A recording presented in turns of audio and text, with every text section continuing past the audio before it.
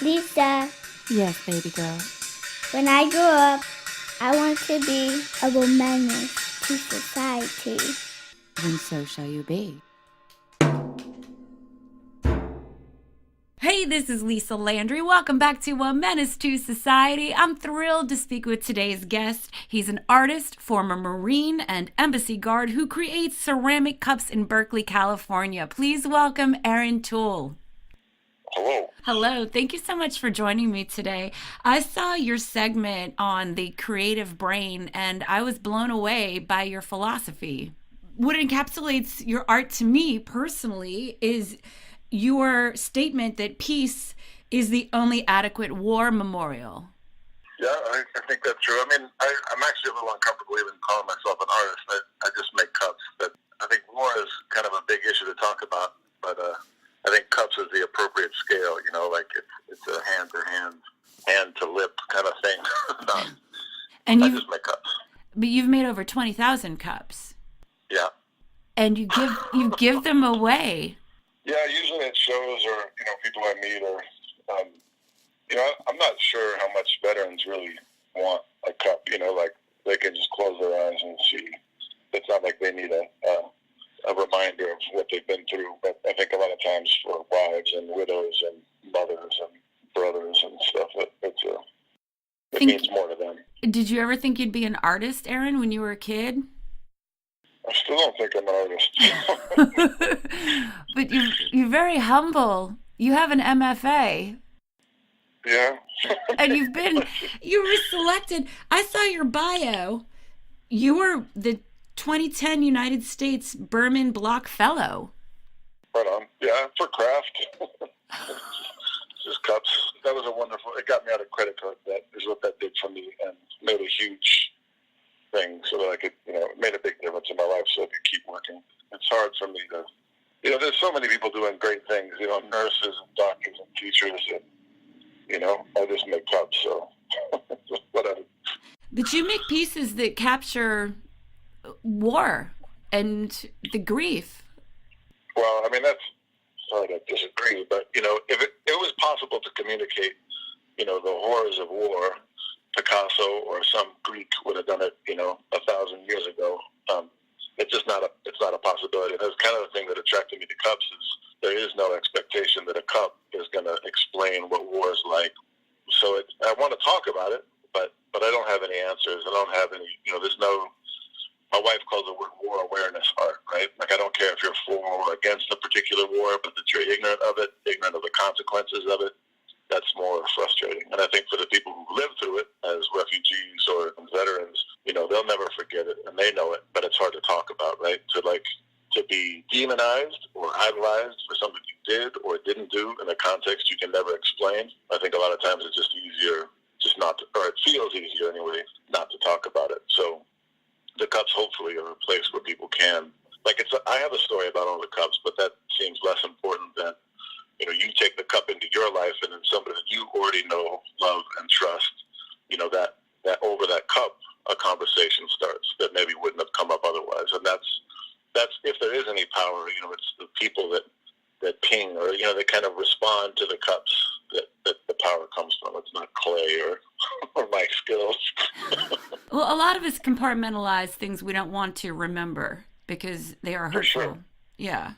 Yeah, and I think it's extra weird, I think, around, the military stuff because, it's in video games, it's in movies, it's entertainment, it's in advertising. There's all this, super gung-ho, raw stuff around it, around something that's really one of the most horrendous team sports we do.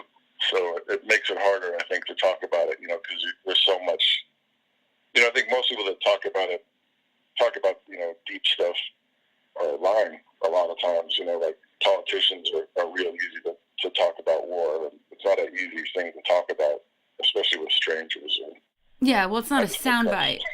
It's like your real life. It's not some sort of sentence in a speech. I had all these grand ambitions about what I was going to do when I joined the Marine Corps, and, the gap between what I thought I was going to do and what I did was kind of vast and painful. I still love the Marine Corps. I still love Marines, but, we weren't doing exactly exactly what we were told we were going to be doing. So, and whatever. I mean, and that's just, for me, that was kind of heartbreaking. And part of my thing of, I know I sound humble and dismissive or whatever, but it's, part of the thing of me saying I just make cups is a kind of self-preservation thing where I don't want to have too grand ambitions about what I'm doing these days, and then, in 20 years be disappointed with what I thought I was doing or what I did. So I'm pretty confident in the statement I make cups. Why ceramics? Why'd you pick ceramics? I got out of the Marine Corps and took the GI Bill and went to a community college and just taking classes based on, what other students said about teachers. I started with drawing and painting. My first instructor was Japanese American, raised in German camps, said all arts political. And then he retired, and his best friend was Phil Cornelius, did ceramics, and he was prior Army. That's probably what happened. He was prior Army, and I was Marine Corps. It was a throwing class. I was trying to throw, and whoop, whoop, whoop, whoop, whoop. I couldn't get the pot centered. And look at Big Sergeant Tool getting his butt kicked by 5 pounds of clay. I was like, oh, it's on. So, and then he said I couldn't decorate my work, so I went home and made molds and started decorating my work just purely out of spite. And just, some Army guy's got to tell him, Marine, he can't do something. So, and then he also said anybody can take a good idea and work with it for years, but it takes a special kind of person to take a bad idea and work with it for years. So I listened to that part anyway. He made really thin teapots, and I give stuff away. So, genius! That's awesome. But I mean, that's part of the deal too, with selling stuff. Like, I think, so much stuff, it's like what it's worth, right? If it has a dollar amount or it's nothing, right? Like, clean water isn't worth anything. You got to put it in a bottle, and now it's a commodity. Now we can talk about it.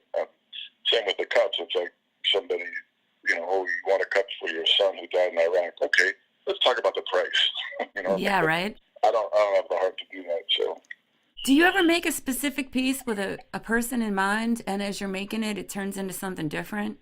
If I'm doing it for myself, yeah, that can happen. If it's for somebody else, I pretty much play by the book, or do what they asked. Who is your son? That's pretty heavy, and I don't want to put any of my own politics or weirdness in there. Just make the cup, Mm-hmm. So there's kind of two parallel things. There's one that is me responding to the world and making my kind of response or gesture, and then there's other stuff that's for a specific person or a specific issue. Your work is in museums, right? Yeah. I only know of 2 museums, the Arizona State University Ceramics Collection and Smithsonian, the Renwick Museum. Oh, and there's something in Paris, too, I forgot. But, That's rad. So the ASU, the ceramics, that's a party school. Is that like a koozie cup that you donated to their museum? Well, it's good. It's good to be showcased, though. That's fantastic. What do you have coming up next? What you working on? The big thing was the National Veterans Art Museum in Chicago is having a Veteran Art Summit the first weekend in May. So I have 200 cups up there, and I'm going to be making more work for 2 days there. What's that like when a bunch of veterans get together for an art show or an art symposium? It's pretty much like artists getting together. There might be a little more swearing and drinking. There might be a little rough around the edges, but that's kind of a frustration for me. Like, I think that, like, in the same way, like a women artist or black artist or Hispanic artist or veteran artist, it's like the one true art world segregates us, right? I'm not making art. I'm making veteran art. Mm-hmm. In November, I always got shows coming up for Veterans Day and maybe sometimes Memorial Day. But the rest of the year, I'm not invited to the party, so I don't know the politics of that. But. Yeah, I'm sure it's very political, Random question. Do you and your wife ever create pottery together in your studio, or do y'all go in there in shifts? But she makes, she's an artist. She makes figurative sculpture. And it's like together we'd be the perfect artist, right? Like people write about my work, but they buy her work. So I think a lot of times is really like people are projecting stuff. Like getting invited to the show in November, they have all this stuff about the broken veteran coming home and finding his way to salvation through art, through craft. It's like, huh, is that what I'm doing? So it's not. I mean, I think when I first started doing this, the gallery owner said, "I'm going to give you this show, even though your work isn't relevant to anything that's going on in Los Angeles." And I had 1,000 cups with military images and letters and cups that I had sent to the Pentagon and White House. And the show opened a month after 9/11. And people were like, "Oh my God, your work is so timely." And I was like, "Actually, I was talking about the Gulf War 10 years ago, but Wow. it'll be about the next war too." And unfortunately, that's come to pass. And so my whole career, or whatever you want to call it, the whole time I've been making cups, we've been at war now, which is heartbreaking beyond words for me. But it puts it in it's perspective. relevant. Yay. But I mean, when I started, they were like, "Why are you making cups with soldiers? What's that about?"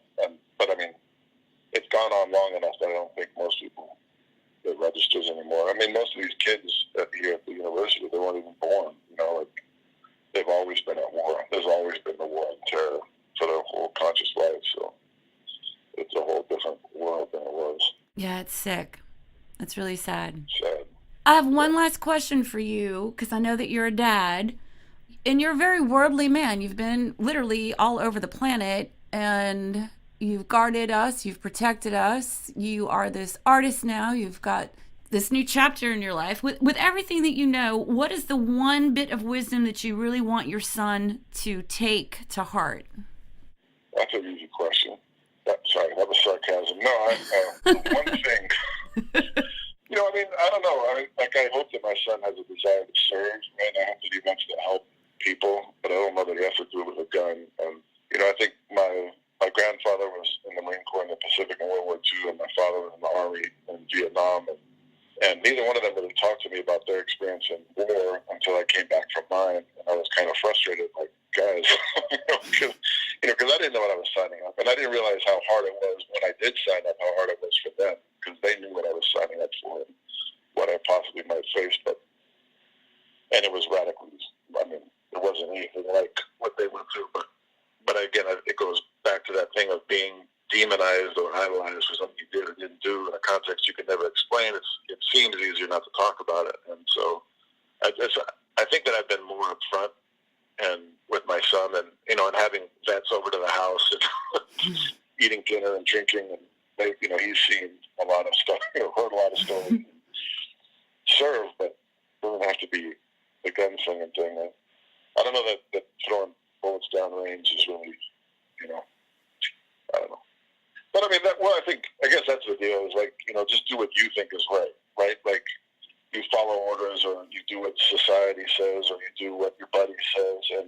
But if in the back of your head you feel wrong about it, that you should listen to that, because that's not going to go away after the fact. That you're, whether there's a God or you believe in judgment or whatever, you remember what you did, and that's going to follow you from the battlefield to home. From that bar, from that one night, it's going to follow you. So you're, even if nobody else saw it, you know what you did, and you're going to have your own judgment about it. So if you feel bad or if you question it, especially if it's hurting somebody else, or you should listen to that. Trust your gut. Yeah. Yeah. You've got a show coming up very soon in May. That's a really big deal. Yeah, I think so. I think the show in Chicago is going to be a great thing. I'm not sure. I think the veteran artists are registering to be part of the summit, and there's going to be workshops and demonstrations and things. The National Veterans Art Museum website probably has more information about what kind of public programming. There's going to be readings and poems and gallery shows and things for that. Yeah, I think the show might be up already, but I'm going to be there that first weekend in May making more cups. What website do we go to find out more about that? It's the National Veterans Art Museum. National Veterans Art Museum. Excellent. Well, good luck with that, Ehren. Great. Thank you so much. Thank you so much. Good luck to you and your family. Right on. Thank you. Same to you. Thank you so much, Ehren Tool. Good luck with your art show coming up. And if you're in the area, y'all, check him out. And you can find him online. Just put in his name, Ehrentool, and you will have a variety of different places you can check him and his artwork out. Please check me out at lisalandry.com. You can subscribe to my YouTube channel. You'll know when each new podcast drops. Every Woman is Wednesday. We got some great podcasts coming up. Shout out, Ari Bear. I love you. Ehren is super talented, but you're my favorite artist.